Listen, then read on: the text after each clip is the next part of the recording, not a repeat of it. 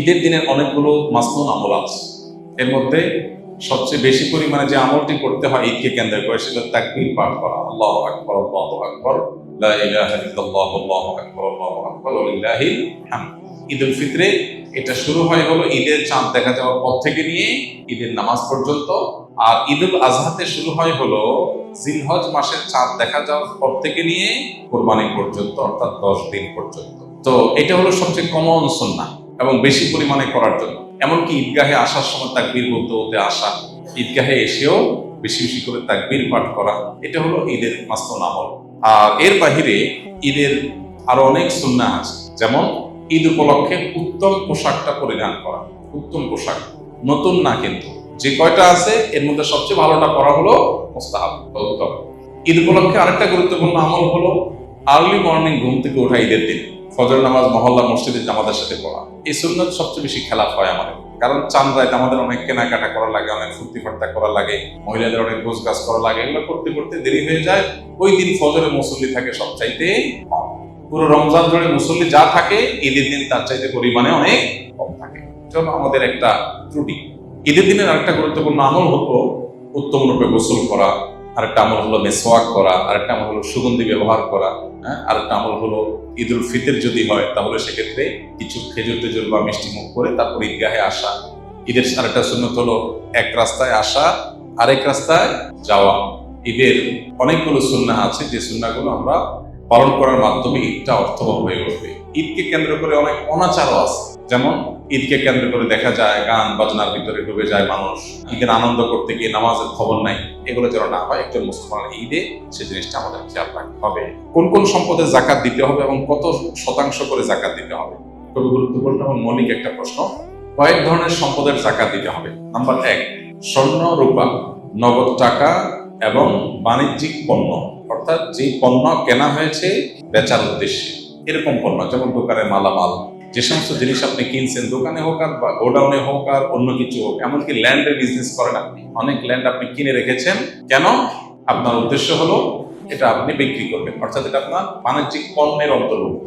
এরকম যদি হয় তাহলে সেক্ষেত্রে এই সকল পণ্যের জাকাত দিতে হয়।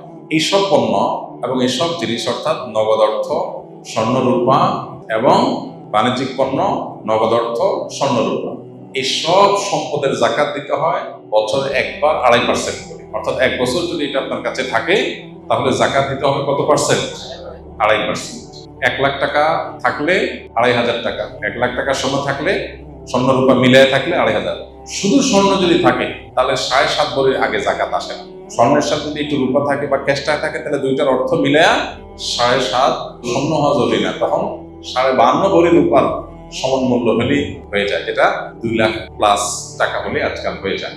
তো এই যে স্বর্ণ এবং রূপা এবং নগদ অর্থ, বাণিজ্যিক পণ্য, এগুলোর জাকাত একভাবে হয়। নাম্বার 2, গবাদি পশু।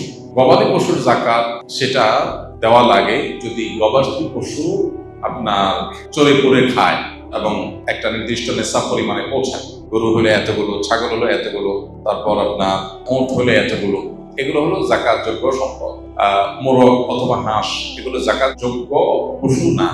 হ্যাঁ, এগুলোর জাকাত হবে যদি কেউ মুরগির ফার্মে বিজনেস করে, যে মুরগি কিনেছেন তিনি এটা বিক্রি করবেন, তখন একটা বাণিজ্যিক পণ্য হিসেবে জাকাত আসবে। পশু হিসেবে জাকাত আসবে শুধুমাত্র এই যে ছাগল, ভেড়া, দুম্বা, গরু এবং উট, মহিষ, এগুলোর জাকাত আসবে। এগুলো নির্দিষ্ট নেশাব বলে, কোনোটা 40টা, কোনোটা 5টা, আকার অনুযায়ী আপনার জাকাত আসবে। এগুলোর বছরে একবার জাকাত আসে।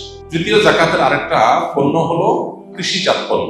কৃষিজাত পণ্য যে সমস্ত ফসল আমরা করি, এই ফসলগুলোর জাকাত দিতে হয়। ফসলের জাকাতের নেশাব হলো 17 মণ। 17 মণ, 5 ওয়াসাক, মূলত 5 ওয়াসাক হিসাব করলে 17 মণ হয়।